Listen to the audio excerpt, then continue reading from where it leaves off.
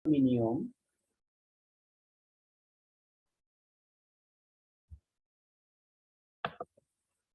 maka akan terjadi lubang-lubang kecil. Itu juga suatu kerusakan. Itu juga karena akibat korosi. Jadi Cl- itu disebut sebagai ion agresif yang menyerang logam.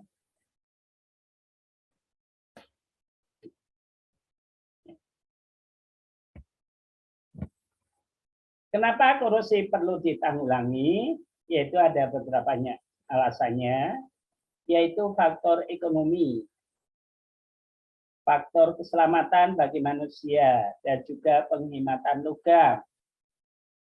Juga karena lingkungan. Beberapa contoh kita lihat. Ekonomi ini adalah kerugian langsung.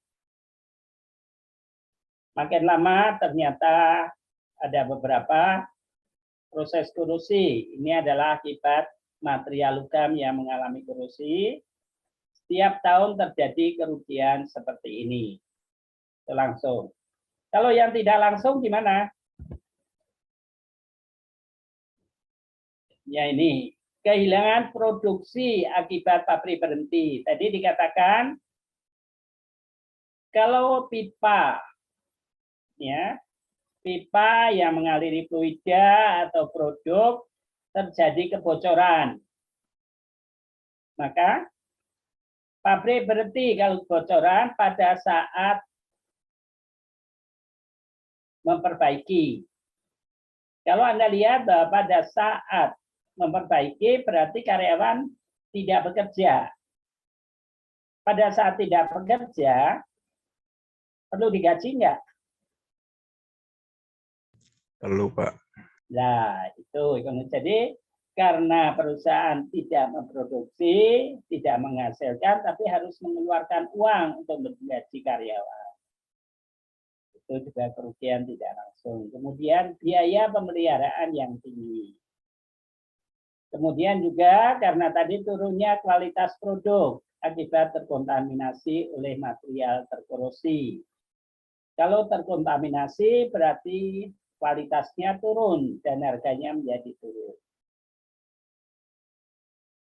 Pencemaran lingkungan sehingga juga perlu biaya ekstra untuk menanggulanginya. Ya. Itu kerugian ekonomi yang tidak langsung. Keselamatan manusia, misalnya korosi pada tabung LPG. Pernah terdengar kan ya? Bahwa tabung bagian bawah mengalami korosi sehingga terjadi kebocoran. Akhirnya menyebabkan terjadinya ledakan. Ledakan ini yang akan membahayakan keselamatan orang-orang yang ada di sekitarnya. Korosi pada landing gear pesawat terbang. Kemudian korosi pada jaringan pipa gas. Korosi pada baja tulangan, beton, dan juga karena erosi air laut, korosi pada boiler. Di dermaga, tiang panjang, penambangan atau pengambilan minyak yang dilepas pantai itu adalah juga luka-luka akan mengalami proses korosi. Kemudian kapal mengalami korosi bisa juga terjadi kebocoran, ya, akan membahayakan hidup manusia. Itu adalah kaitannya dengan keselamatan. Penghematan logam, kalau kita lihat bahwa pemurnian logam biasanya dari senyawa karbonat, oksida, dan juga sulfida. Itu dibutuhkan energi yang cukup tinggi. Karena butuh energi yang butuh tinggi, maka biayanya pun cukup tinggi. Untuk logam yang telah diproduksi tadi, apabila tidak dirawat, maka akan cenderung bereaksi dengan lingkungan. Kita lihat bahwa lingkungan kita banyak oksigen, karbonat, gas CO2, dan juga H2S atau sulfida. Oleh karena itu, karena terjadi reaksi, maka akan membentuk logam atau senyawa-senyawa seperti semula.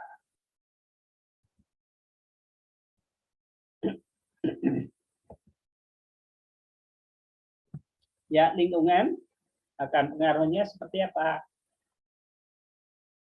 Polusi minyak mentah akibat anjungan minyak yang ambruk di Laut Utara. Ya. Kemudian polusi juga oleh jaringan pipa minyak yang pecah akibat terkorosi. Ya, mungkin beberapa tahun yang lalu Anda mengenal bahwa tenggelamnya tanker Erika pada tahun 1999. Ya, dari Prancis itu juga akan menyebabkan polusi, ya, di permukaan air laut sehingga akan mencemari daerah sekitarnya. Ya. Ada pertanyaan sampai di sini? Ada, Pak. Silakan. Ya, saya Dani izin bertanya, Pak. Untuk besi hollow ya kan biasa dipakai di industri gitu ya, untuk pipa-pipa. Ya. Nah itu apakah besi hollow itu bisa bertahan gitu ya dari korosi tanpa menggunakan cat? Nah kalau misalkan bisa, dengan metode apa ya Pak? Besi hitam biasa gitu. Kalau kita lihat bahwa besi atau besi baja, kalau digunakan di industri, biasanya telah melakukan perlakuan awal. Biasanya ada surface treatment-nya. Biasanya ditaruh di lingkungan seperti apa, sehingga kalau di industri itu mempunyai standar atau karakteristiknya. Sehingga dalam menggunakan suatu jenis logam itu ada jenisnya, karakteristiknya, standarnya, dan juga spesifikasinya. Kalau kita lihat, memang banyak besi karbon atau baja karbon digunakan di industri. Kalau tadi dikatakan adalah pipa. Pipa ini digunakan di mana? Kalau kita lihat khususnya industri makanan, biasanya menggunakan stainless steel dan itu memang bersih. Stainless steel mempunyai karakteristik tertentu, dia memang tahan karat. Itu pun juga lingkungannya tertentu. Tetapi kalau pipa baja yang berwarna tadi katakan berwarna hitam, ya, digunakan di pipa-pipa jaringan apa misalnya, jaringan gas PGN misalnya di Jakarta atau pipa PDAM itu kan terkubur di dalam tanah. Karena di dalam tanah udara lembab, ada air, maka akan mengalami terkorosi. Oleh karena itu, biasanya dilindungi. Ada yang pakai coating, ada juga yang pakai proteksi katodik. Bahkan kombinasi dari duanya, selain juga pemilihan material. Sehingga pencegahan atau proteksi atau perlindungan tadi tujuannya untuk memperlambat laju korosi, ya, karena korosi logam itu tidak bisa dihentikan karena sifatnya adalah spontan walaupun reaksinya lambat. Ya. Itu saja mungkin jawabannya untuk sementara. Oh iya Pak, dan saya pernah lihat gitu ya di internet, ternyata ada juga itu besi galvanis, nah itu juga anti karat Pak. Nah kalau misalkan di industri itu biasanya dilihat dari, ya kalau misalkan mau beli barang tuh, dilihat dari kualitasnya dulu atau dari harganya dulu Pak, atau bagaimana ya? Ya, sebetulnya kaitannya dengan kualitas itu kan akan mempengaruhi harga. Otomatis seperti itu. Kalau kita lihat bahwa selain kualitas, kemudian lingkungan itu ditaruh di mana. Contohnya tadi Anda berbicara mengenai besi galvanis. Galvanis artinya baja karbon yang dilapisi dengan leburan seng, berarti dilapisi dengan seng. Anda mengenal bahwa seng itu tidak tahan asam dan baja dan basa. Sehingga di lingkungan asam, maka besi galvanis itu akan cepat rusak. Tetapi di lingkungan yang netral, yaitu pH sekitar 7, mungkin 6 sampai 8, itu aman dan memang dia tahan korosi. Karena apa? Produk korosi dari seng itu berbeda dengan besi. Kalau besi akan bersifat higroskopis dan akan bersifat auto tadi. Semakin parah korosinya. Tapi kalau seng enggak. Produksi oksidanya itu bisa melindungi tahap berikutnya. Ya, itu saja. Jadi bagaimana memilih tadi, yaitu selain kualitas, ada atau tidak, dan mungkin lingkungannya ditaruh di mana. Lingkungannya seperti apa. Ya, itu saja. Oke, Pak. Terima kasih, Pak, atas jawabannya. Pak, izin bertanya. Silakan. Tadi dijelaskan kalau ada korosi buat gas LPG gitu ya, Pak. Nah, itu cara mengatasinya untuk orang-orang yang awam dan belum terlalu paham gitu, Pak, terhadap korosi itu, cara mengatasinya kayak gimana ya, Pak? Terus yang kedua, di sini ada minyak mentah yang ambruk di laut ya, Pak ya. Nah, itu cara menanggulanginya apakah dibiarkan saja sampai minyaknya menghilang atau kayak gimana ya, Pak? Terima kasih. Kalau tadi dikatakan LPG kalau awal, berarti kan sebelum diisi dengan LPG dicek dulu sebetulnya. Ya. Kemudian kalau sudah terjadi korosi, ya dicegah aja, mungkin dikeluari kalau itu ada produk korosinya, dan kebocoran ya harus disingkirkan ke yang lain, diamankan supaya tidak terjadi kecelakaan. Kalau misalnya sudah terjadi korosi, di bawahnya paling tidak ada perbaikan, perawatan, yaitu produk korosinya dihilangkan, kemudian di-coating, sehingga bisa dikendalikan. Kemudian kalau sudah ambruk, tadi kan berarti wah ada yang ambruk, otomatis kan mencemari. Itu adalah kerugian yang besar. Berarti minyak yang terpapar di air laut tadi ya mau tidak mau memang harus dibersihkan supaya bebas dari polusi. Membersihkannya mungkin yang jadi pertanyaan. Ya bisa juga disaring menggunakan kapal-kapal yang lain.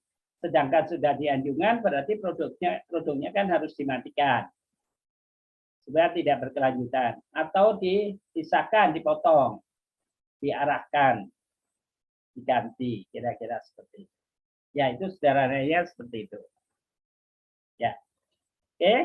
Ada lagi, satu lagi, silakan kalau mau ada yang bertanya. Baik, Pak. Terima kasih atas jawabannya, Pak. Oke. Ya. Kalau tidak ada, kita secara umum yang akan kita pelajari. Definisi secara umum adalah tadi, reaksi logam dengan lingkungan yang korosif. Kita akan coba mempelajarinya adalah korosi aqueous, artinya korosi di dalam air.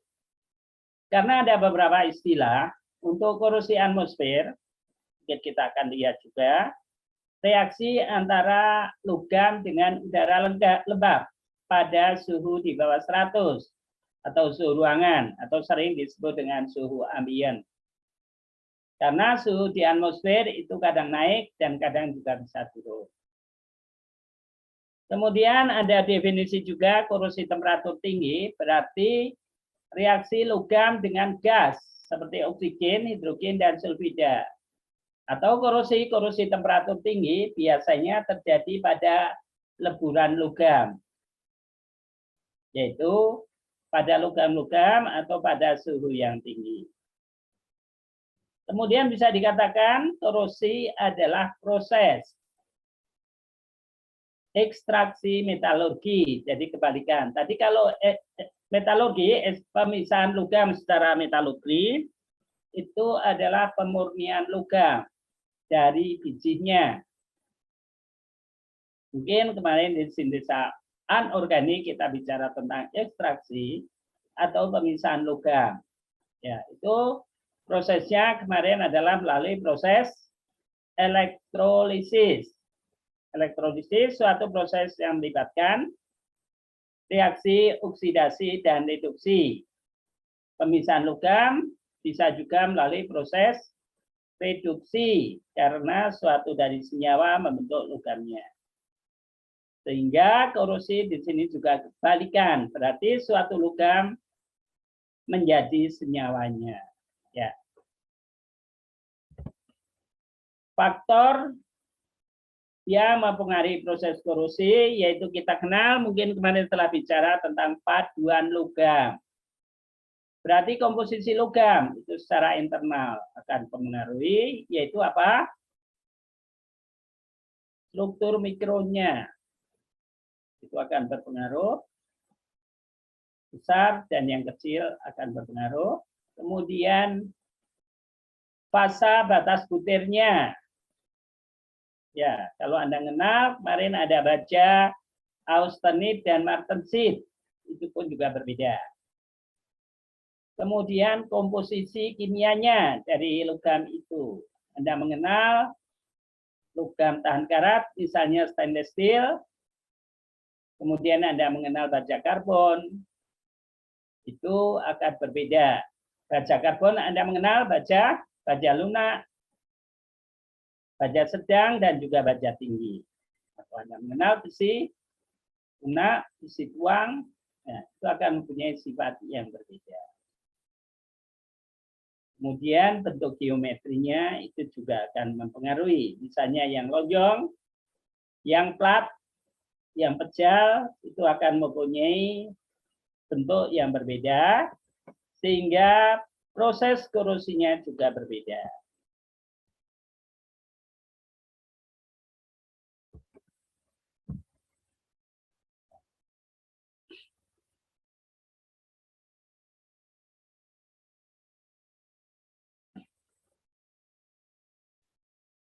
Ya. Kemudian faktor dari luar yaitu temperatur. Jelas temperatur semakin tinggi berarti semakin terkorosi, udara lembab. Kemudian lingkungan yang Anda mengenal. Kalau logam di daerah perkotaan dan di daerah pedesaan, kira-kira mana yang cepat mengalami korosi? Perkotaan, Pak. Ya, kenapa? Karena polusi udaranya lebih banyak gitu, Pak. Ya, polusi udara yang lebih banyak. Musim hujan sama musim kemarau. Musim hujan. Ya, musim hujan ya, itu juga. Kemudian waktu, artinya waktu tadi usia kaitannya dengan usia pakainya.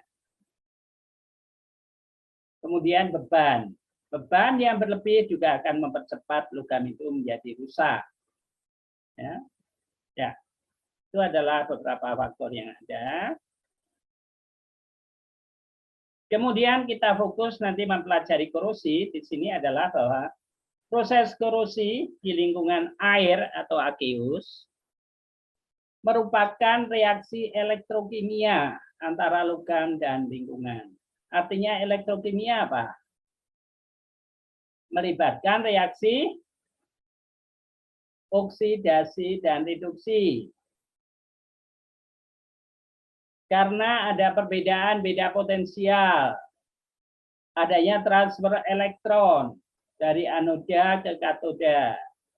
Adanya arus yang mengalir dari anoda ke katoda. Ya, ini jadi korosi itu tidak hanya proses oksidasi, tapi adalah proses oksidasi dan reduksi. Karena tanpa reduksi, oksidasi tidak terjadi. Ya. Oke. Reaksi Oksidasi artinya adalah pelepasan elektron, yaitu loss of electron is oxidation. Fe menjadi Fe2, sering dikatakan proses pelarutan. Reduksi adalah penerimaan elektron. Contohnya CO2 positif plus 2 elektron.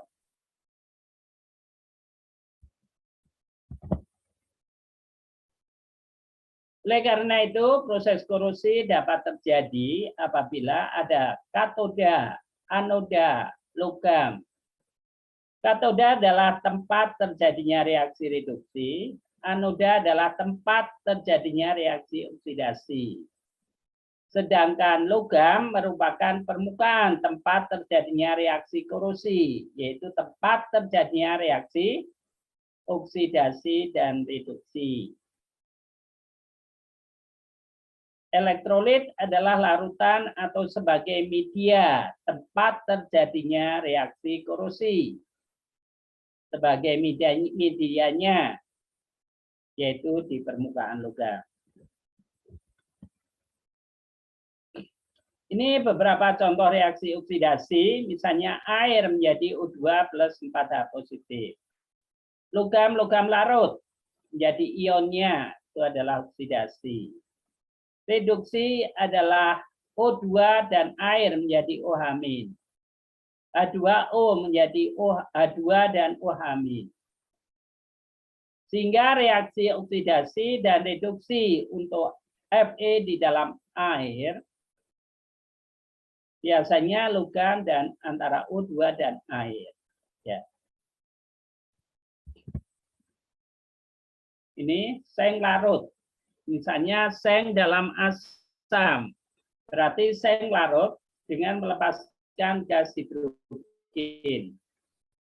Ini reaksinya, reaksi kimianya sebetulnya adalah Zn plus HCl menjadi ZnCl2 plus H2. Tapi reaksi korosinya, oksidasi, saya mengalami oksidasi, sedangkan H positif ketarik ke permukaan logam menjadi H2. Ini reaksi korosinya. Begitu pula Fe dan HCl menjadi Fe plus HCl menjadi FeCl2 plus H2. Reaksi korosinya adalah Fe menjadi Fe2 positif, sedangkan H positif dari lingkungan akan tertarik ke permukaan logam menjadi H2. Ini beberapa contoh korosi. Ini tadi ada lubang, permukaannya menjadi jelek, ya. Kemudian bisa retak dan bisa menyebabkan terjadinya.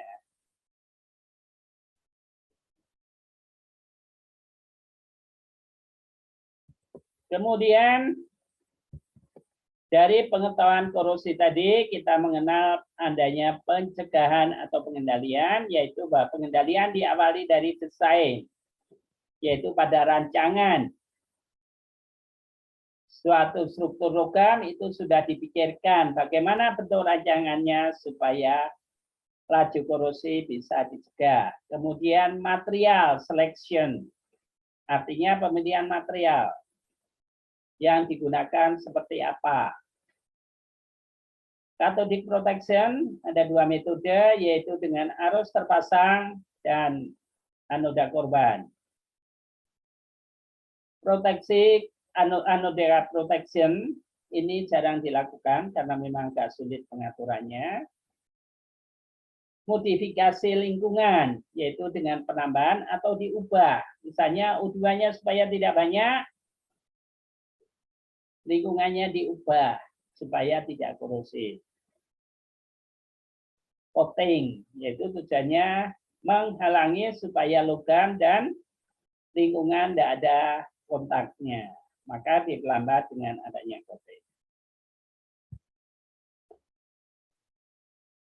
Untuk korosi dan pengendaliannya selama 7 minggu, ini yang akan kita pelajari. Anda mampu memahami dan mengaplikasikan teknik pengendalian korosi yang telah dipelajari, menjelaskan prinsip dasar korosi, mampu memperkirakan kondisi logam berdasarkan lingkungan, pH lingkungan dan juga potensial, mampu menghitung laju korosi, mampu menjelaskan bentuk korosi yang terjadi berdasarkan penyebabnya, mampu juga menjelaskan penyebab korosi di lingkungan yang korosif, mampu juga menjelaskan teknik pengendalian korosi yang telah dipelajari. Ya, itu kira-kira yang akan kita bahas dalam setengah semester ini. Sehingga beberapa materi yang mungkin kita bicarakan, ada prinsip dasar yaitu proses, potensial korosi, termodinamikanya, kemudian kinetikanya yaitu laju korosi dan polarisasi, bentuk korosi dan lingkungan korosinya, kemudian prinsip pengendalian korosinya. Ya. Kita lihat di sini seperti kemarin bahwa UAS, tugas makalah sekitar 15%, tugas satu makalah. UAS-nya adalah 35%, bisa dari kuis dan UAS atau hanya UAS saja. Ini bisa kita lihat dari nilainya. Tapi untuk tugas dan makalah itu sekitar 15%. Oke. Bukan makalah, kemudian ada juga tes harian dan kuis selain tugas. Ya. Ada pertanyaan sampai di sini?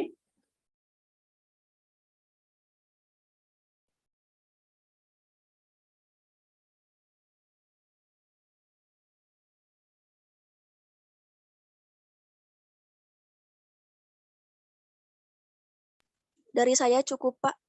Cukup. Jadi itu ya. Oke.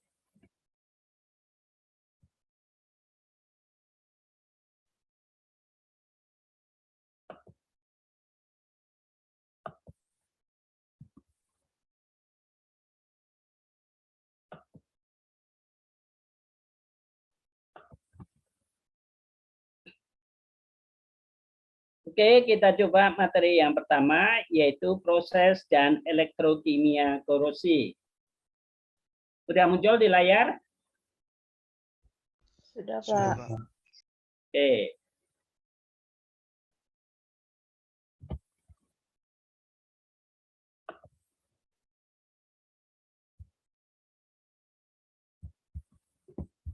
Ya.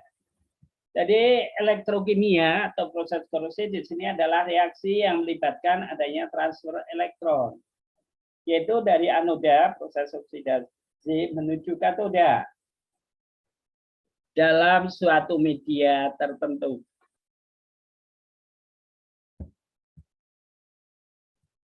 Korosi aqueous tadi adalah suatu reaksi yang melibatkan reaksi elektrokimia, berarti melibatkan reaksi oksidasi reduksi, melibatkan adanya perbedaan potensial antara daerah anoda dan katoda, juga melibatkan adanya aliran arus dari anoda menuju katoda atau aliran elektron dari anoda ke katoda. Oke, tadi pengulangan aja. Ini pengulangan, ini persyaratan, oke, ini reaksi. Oke. Ini adalah beberapa contoh proses korosi, yaitu Fe di atmosfer. Ini Anda lihat yang berwarna coklat. Kemudian Fe dalam air dingin. Contoh sebelahnya adalah Fe dalam air panas. Jadi akan berubah warna ya setelah berkarat coklat. Fe di dalam HCl tadi sudah muncul. Kemudian paling bawah itu adalah contoh Fe di dalam Al dalam NaOH. Ini pun juga melibatkan reaksi oksidasi reduksi. Al akan larut menjadi Al3 positif. Sedangkan H2O dan O2 akan menghasilkan OH-.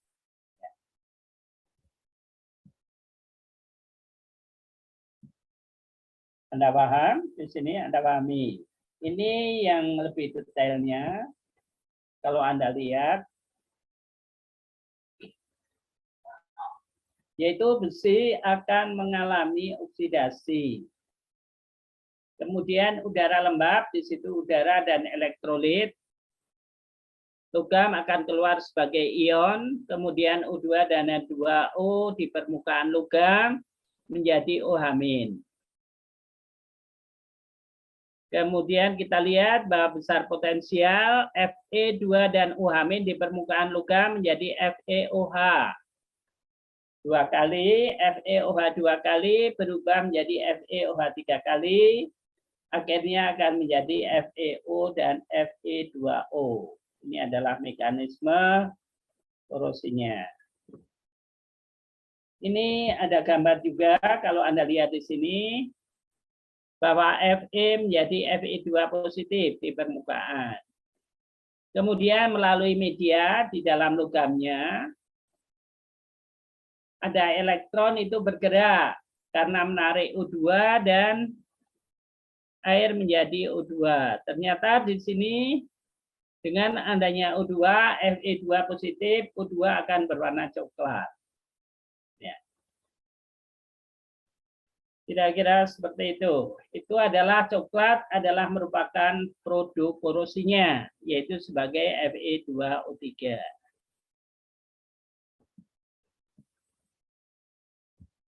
Ini elektrokimia dan korosi, jadi sama-sama ada anoda dan katoda, ada proses oksidasi dan reduksi. Ini mekanisme bahwa di permukaan logam terjadi FeOH 2 kali, dia bergabung, reaksi kimia oksidasi reduksi, kemudian Fe2O3 dengan adanya O2 menjadi Fe2O3, O3 adanya FeO3 yang coklat tadi akan mengeras dengan adanya O2 menjadi Fe2O3. Karena sifatnya higroskopis, maka akan menarik molekul. Nah, ya.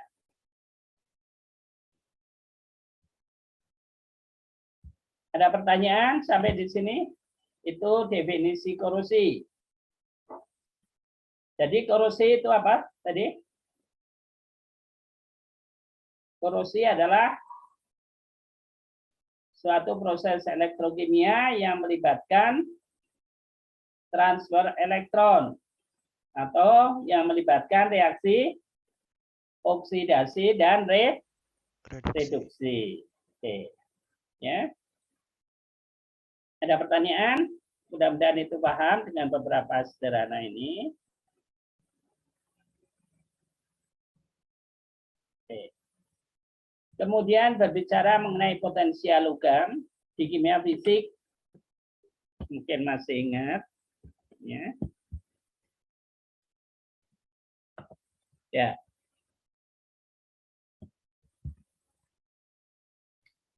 Pada keseimbangan Anda lihat bahwa Fe2 positif menjadi 2 elektron menjadi Fe, di mana Fe0 itu sama dengan min NF delta G per NF. Kalau kita lihat untuk reaksi spontan, delta G0-nya lebih kecil, maka E0-nya positif. Karena negatif dikurang negatif jadi plus. Ini adalah E0 adalah besarnya potensial pada kondisi standar. Sedangkan E tidak pada kondisi standar bisa dihitung berdasarkan persamaan Nernst. Masih ingat di kimia fisik, E sama dengan E0 min RT per NF ln aktivitas produk per aktivitas reaktan. Di mana besarnya potensial keseimbangan itu sering disebut dengan potensial standar. Kalau E0-nya naik, maka besi terkorosi. Jadi prinsipnya ini. Ini adalah E0-nya. Besi, masih ingat, ini di tabel, mungkin mudah tabel potensial reduksi, yaitu min 0,44 volt. Usahakan Anda punya tabel potensial reduksi. Ya. Sehingga pada keseimbangan ini, E adalah energi, jadi kalau daerahnya potensialnya berada di atas ini, maka kondisinya tidak stabil atau terkorosi. Tapi kalau potensialnya di bawah min 0,44 volt terhadap SHE, SHE tadi sebagai acuan, yaitu standar hidrogen elektrod. maka kondisi ini disebut imun atau stabil. Jadi elektroda standar masih kenal adalah hidrogen standar hidrogen. Masih ingat? Ini potensialnya, jadi dibandingkan. Ini adalah hidrogen, ini adalah logam yang diukur potensialnya. Di sini adalah oksidasi biasanya, anoda dan katoda ini jembatan garam. Pada contoh sel galvanik. Jadi potensial logam diukur membandingkan dengan elektroda standar. Menurut perjanjian digunakan adalah elektroda hidrogen. Di mana elektroda hidrogen bahwa ion H positif menjadi H2 nilainya 0.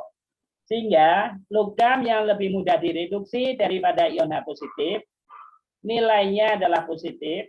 Tetapi kalau lebih sukar direduksi daripada H positif nilainya negatif. Contohnya Cu2 positif nilainya positif berarti Cu lebih mudah direduksi. Sedangkan seng lebih sulit direduksi tapi mudah dioksidasi. Ya. Dengan kata lain, logam-logam yang lebih mulia tandanya positif, sedangkan logam-logam yang reaktif tandanya adalah negatif. Contohnya sel galvanik. Ya, ini contoh sel galvanik. Besarnya potensial sel galvanik adalah reaksi yang kanan, berarti adalah kanan adalah reduksi Cu, yang kiri adalah oksidasi, berarti katoda min anoda. N0-nya berarti Cu2 positif plus Zn2 positif, berarti N0-nya sel galvanik 1,10 volt. Harga ini adalah dilihat dari tabel.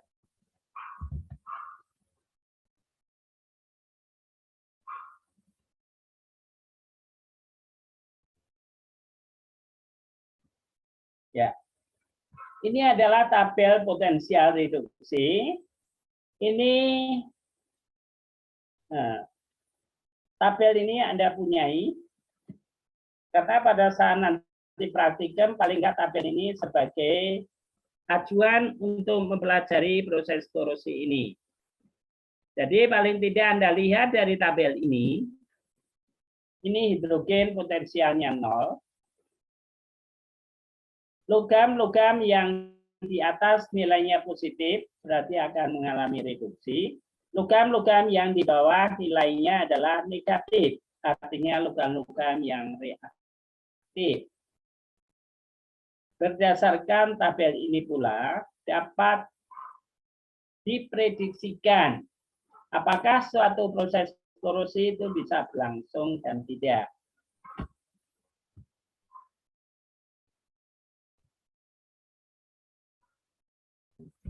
Ini adalah potensial sel korosi. Jadi tadi di kiri itu adalah oksidasi, berarti anoda. Sedang di kanan adalah reduksi sebagai katoda. Suatu potensial galvanik atau sel galvanik atau sel ini adalah contohnya sel korosi. Notasinya adalah di kanan anoda, di kiri anoda, di kanan adalah katodanya. Ini reaksinya Mg dalam asam menjadi Mg2 positif plus H2. Berdasarkan tabel, maka E0 katoda min E0 anoda. Jadi H2 min Mg berarti 0 min 2,37, potensialnya 2,37 per dibandingkan SAE. Jadi reaksi ini bisa berlangsung spontan. Oke, ini ada beberapa, silakan.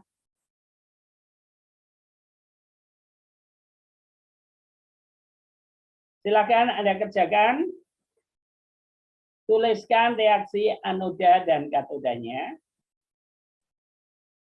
Kemudian tuliskan berapa potensial korosinya berdasarkan tabel tadi.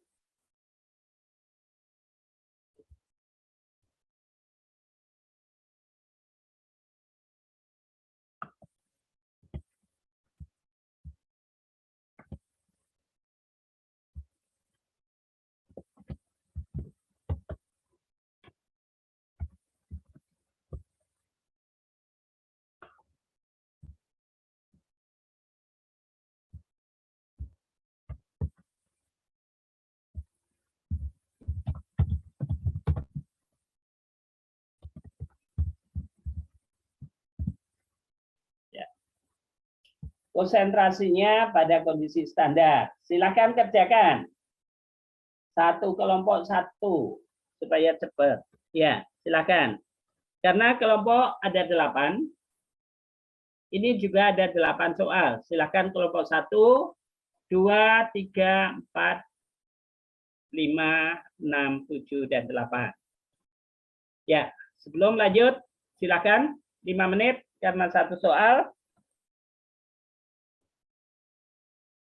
Ya, silakan.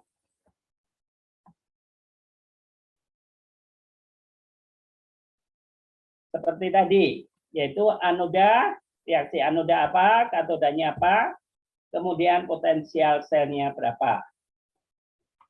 Silakan potensial. Oke. Anda foto, kemudian potensialnya bisa dilihat di sini. Ya, silakan.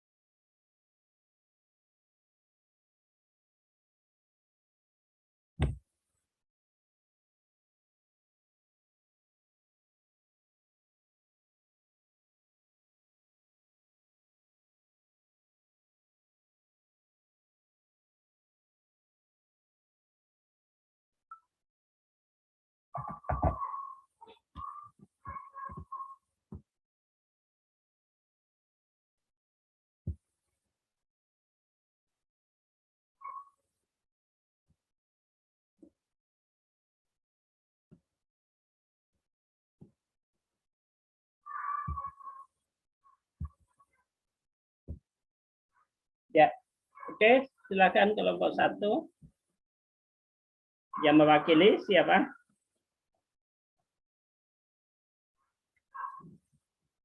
Oke, silakan Alifa.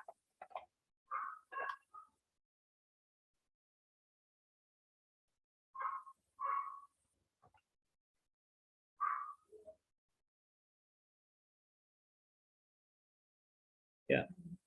Alifa? Masih bergabung?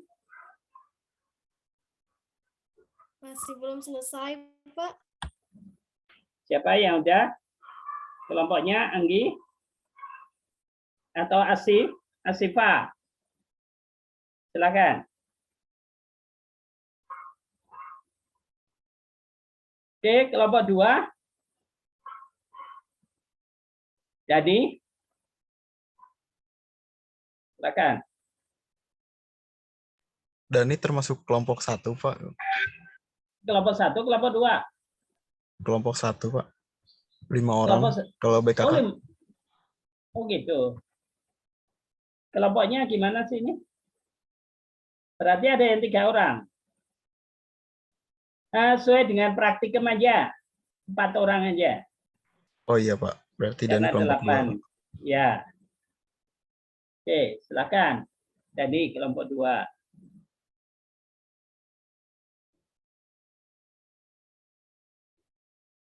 Atau kelompok 1 sudah. Jadi udah. Silakan. Belum, Pak. Barusan baru nyari. Aduh. Oke. Oke, kelompok 3 silakan. Ini tadi yang udah. Kembali ganti. Kita lihat. Coba kelompok 3. Isna ini bergabung? Masih, Yuk. Pak. Masih Kok mengerjakan. masih? Padahal tadi udah kan ya? Ada kan contohnya di depan? Yuk, Kaila coba. Belum selesai, Pak. Kok belum selesai? Oke. Yang jadi kesulitan apa? Mau selesai 5 menit belum selesai. Oke. Yang jadi masalah apa? Oke, ambil contoh yang pertama. Fe di lingkungan air. Oke. Yang mengalami oksidasi apa? Yuk. Fe. Ya jelas. Fe menjadi apa? Fe2 plus ditambah 2 Ya. elektron. Ya, Fe2+ menjadi 2 elektron. Oke, terus yang mengalami reduksi katodanya apa? H2O. Ya, H2O menjadi apa? 2H2O plus 2 elektron menjadi H2 plus 2O-. Ya, oke. Potensialnya dicari. Oke, itu reaksi korosinya. Kemudian nomor 2, yang oksidasi apa? ZN. Ya, ZN-nya, Pak. Ya, Zn menjadi apa? ZnCl2. Zn menjadi apa? Anoda. Oksidasi Zn menjadi ZN2+ ditambah Ya. 2 elektron. Ya, bagus. Katodanya Cl- menjadi Cl-. Ya, katodanya apa?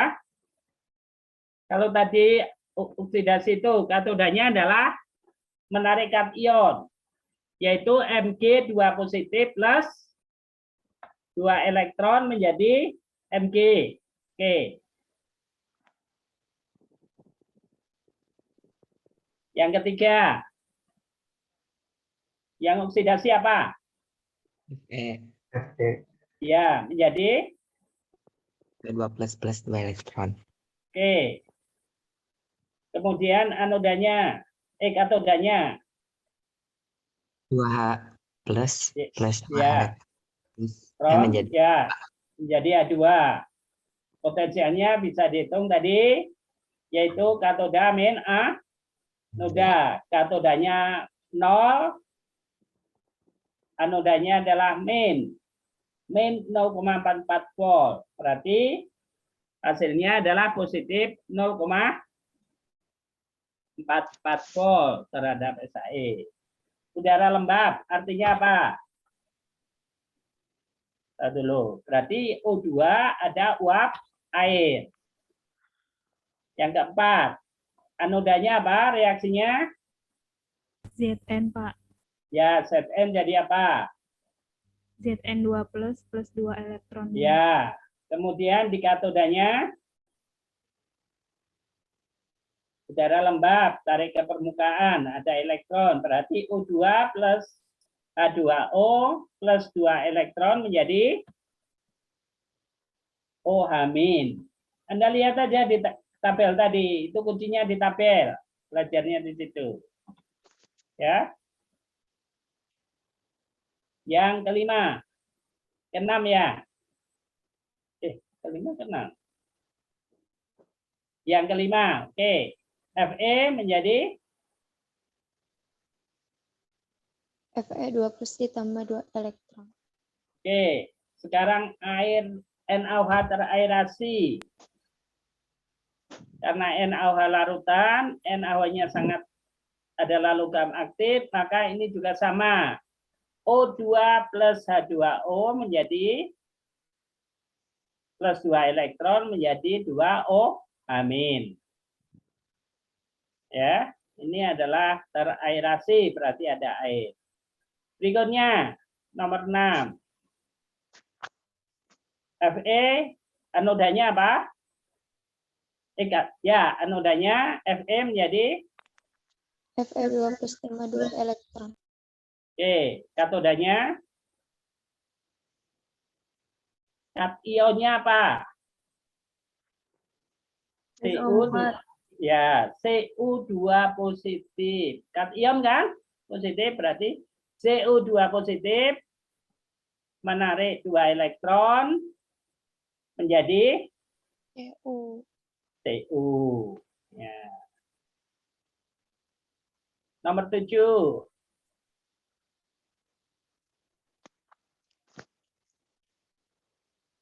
Oke. Oksidasi anodanya Fe menjadi Fe2 plus ditambah 2 elektron. oke, katodanya air teraerasi artinya apa? Air yang ditambah oksigen, Pak. Ya, jadi H2O ditambah O2 plus 2 elektron menjadi OH-. Oke ya. Kemudian yang terakhir, anodanya apa? Al, Pak. Ya, menjadi apa? Al3 plus ditambah 3 elektron. Oke, katodanya 2H2O ditambah 2 elektron, jadi H2 ditambah 2 OH-. ya, boleh. Ya. Oke ya, bisa ya, tinggal mencari, lihat di tabel potensialnya berapa. Oke, ada pertanyaan sampai di sini?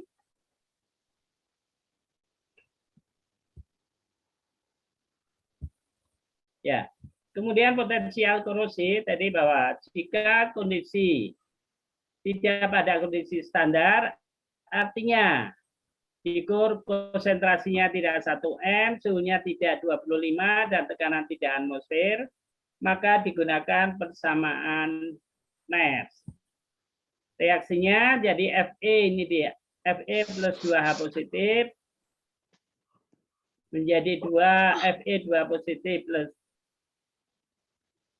H2, maka persamaan Nernst-nya adalah E sama dengan E0 min RT per NF ln K. Ingat di kimia fisik, ini K adalah produk min reaktan, jadi E sama dengan E0 min 0,059 per N. N adalah jumlah elektron, yaitu di sini 2, ln K. K adalah produk pereaktan, jadi Fe ini K adalah produk pereaktan. A0, Fe2 positifnya tadi adalah kalau kondisi tidak standar, konsentrasinya sesuai dengan larutan. Oke. Kemudian mencari potensial pada kondisi standar.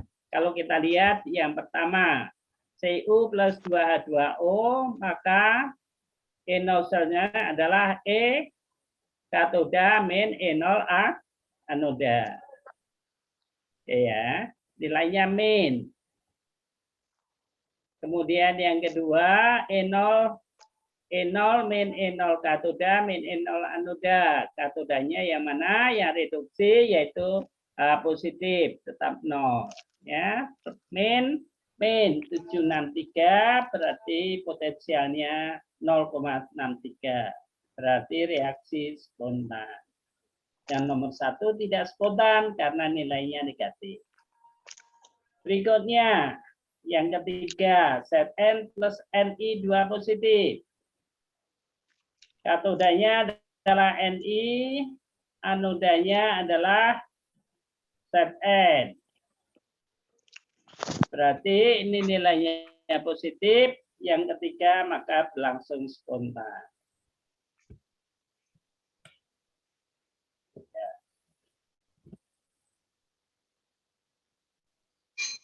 Silakan.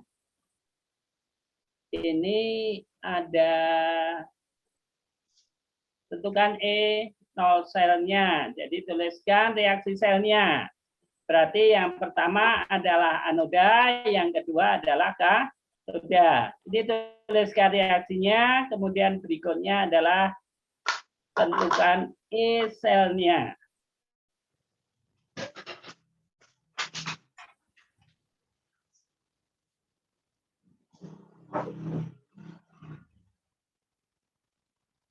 Oke, yang pertama reaksinya gimana? Pertama anoda Fe menjadi Fe 2 positif. 2 positif ditambah 2 elektron. 2E. Terus katodanya Ni 2 positif ditambah 2 elektron menjadi Ni. Oke, sekarang cari E0 selnya. Lihat tabel. Berapa coba? Jadi min E sel sama dengan E katodik min E0 anodik. Jadi Ni-nya adalah E0-nya min 0,25 dikurangi min lagi min 0,44. Jadi hasilnya berapa? Min 0,19. Ya, min kok min sih? Coba dilihat lagi. Oh, positif Pak. Berapa? Positif. 19. Ya. 0,19. Betul? 16 atau 19? 19, Pak. Ya, oke. Ya, gitu. Oke. Coba yang B, C, dan D. Silakan dikerjakan dulu. Dalami.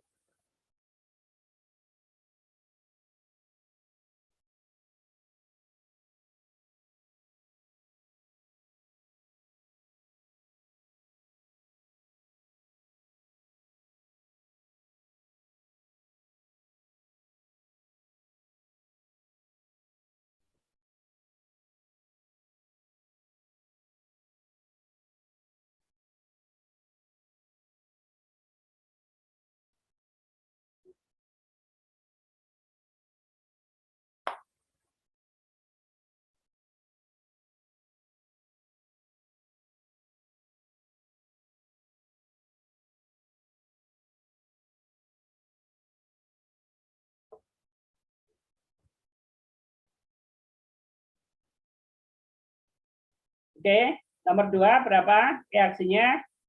Anodanya? Zn menjadi Zn 2 plus ditambah 2 elektron. Ya, katodanya? Katodanya 2H plus ditambah 2 ditambah elektron menjadi H2. Ya, 2H positif ditambah 2 elektron menjadi H2. Oke. E0 selnya? 0,76. 0,763. Oke ya. Berikutnya yang ketiga. Terus reaksinya, anodanya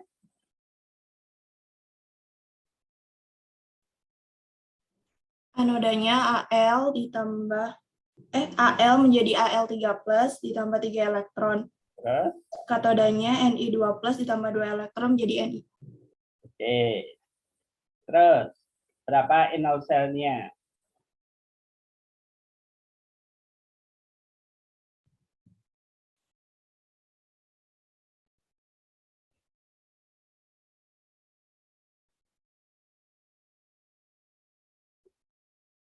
Berapa?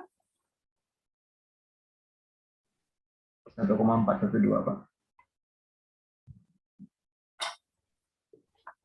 Berapa? 1,412. Kok bisa? Oke, katodanya berapa?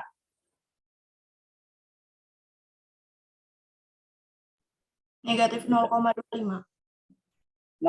Negatif 0,25. Oke, anodanya berapa? Negatif 1,66. Negatif di negatif 1,66. Jadi nilainya positif atau negatif? Positif. Positif. Ya. Positif berapa? 1,437. Ya. Ya, oke. Yang nomor 4.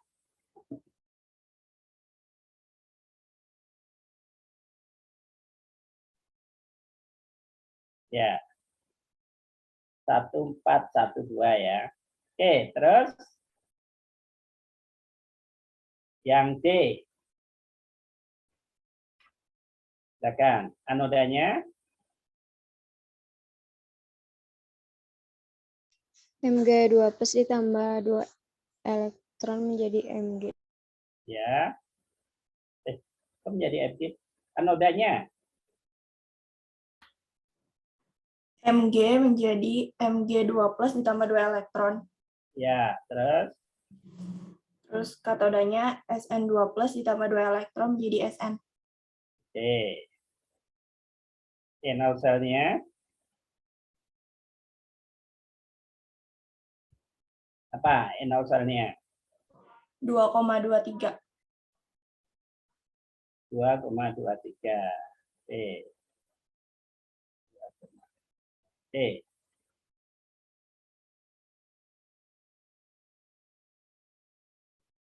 N berapa? 1,2. Oke, yang E. Reaksinya gimana?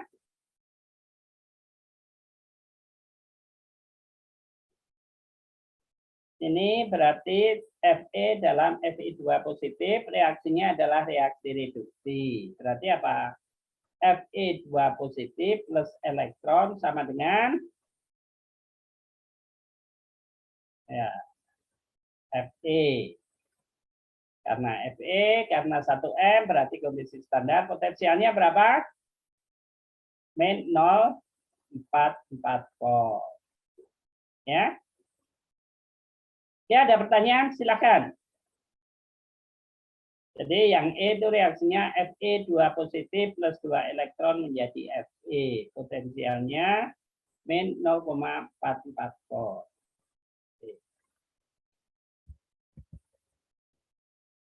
Oke, silakan. Ada pertanyaan?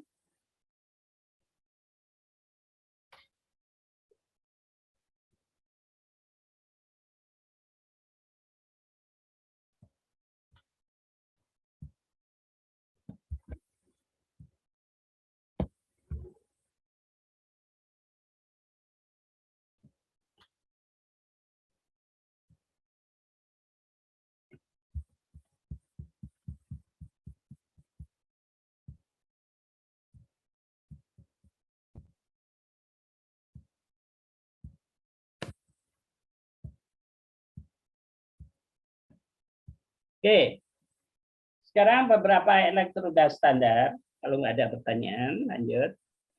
Ini beberapa elektroda standar tadi. Yang pertama adalah kalomel, yaitu Hg, HgCl2 atau GS4. Kemudian seng, kemudian CSE, kemudian SHE. Jadi itu adalah 4 standar yang digunakan elektroda. Banyakan kita gunakan ada perak, HgCl juga itu digunakan di laut, sedangkan hidrogen ini hanya sebagai acuan, sedangkan kalomel umumnya ada di lab. Ya. Sedangkan CSE biasanya digunakan di lapangan. Tapi di lab kita ini kita coba, kalau Anda mengukur potensial pipa dalam tanah, itu kalau Anda melihat di lab korosi atau di sebelah praktikum kimia fisik, itu ada tiang-tiang yang berwarna kuning. Itu adalah tempat memantau pipa yang terkubur di dalam tanah. Ya. Ini nilai potensial acuannya, tadi SHE adalah 0, kemudian HgCl adalah 0,22 volt, sedangkan CSE kuper sulfat adalah 0,318, ini kalomel 0,241. Sedangkan seng itu adalah 0,783. Ini adalah elektroda standar. Kemudian bagaimana mengkonversikan sebelum ini bisa diubah. Kalau misalnya tadi Fe tadi potensialnya min 0,44 volt terhadap SHE, kalau sekarang dibandingkan terhadap CSE berarti min 0,44 dikurangi min 0,813 berarti terhadap CSE menjadi min 0,758 volt terhadap CSE. Ya, itu bedanya. Jadi kalau konversi diubah nilainya juga jadi berubah. Ada pertanyaan?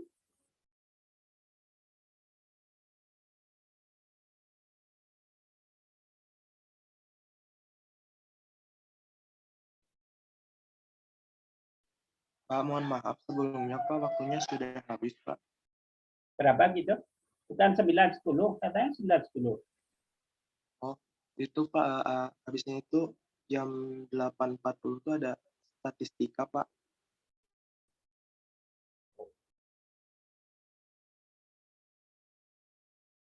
Jam berapa? 8.40 Pak. Soalnya kemarin mintanya jam 7.30. Dan komentar 9.10. Statistika Pak siapa? Pak Heri atau Pak Rizviandi? Atau Budian? Bu Laili Pak. Bu Laili. Oke. Paling minta mundur nanti ya. Konversikan minta mundur sedikit ya. Oke, kalau kalian pagi mundur, siang minta mundur dikit. Paling 10 menit atau 5 menit. Oke. Ya Bapak. Oke, terima kasih kalau gitu. Oke. Terima kasih. Online juga toh, Bu Laili? Atau offline? Halo? Online, Pak. Online ya. Oke, nanti diskusi sebentar. Kalau memang mau mundur, mundur sedikit. Ya. Kalau memang dia bisa. Oke. Ya. Ini ada 2 soal untuk latihan yang tadi. Tolong kerjakan berkelompok poin 1 dan poin 2. Jadi ada 9 soal ini. Ya. Jadi hanya tuliskan reaksi korosinya, kemudian yang kedua adalah menentukan potensialnya. Karena dari kimia fisik kemarin sudah juga menghitung potensial, coba di sini diingat kembali. Oke ya. Oke, kalau gitu sekian dulu dan terima kasih. Minggu depan usahakan jam 7.10 ya. Karena materinya memang agak banyak. Karena untuk materi ini ya relatif cukup banyak. Ya, itu saja. Terima kasih. Kerjakan berkelompok dan dikumpulkan.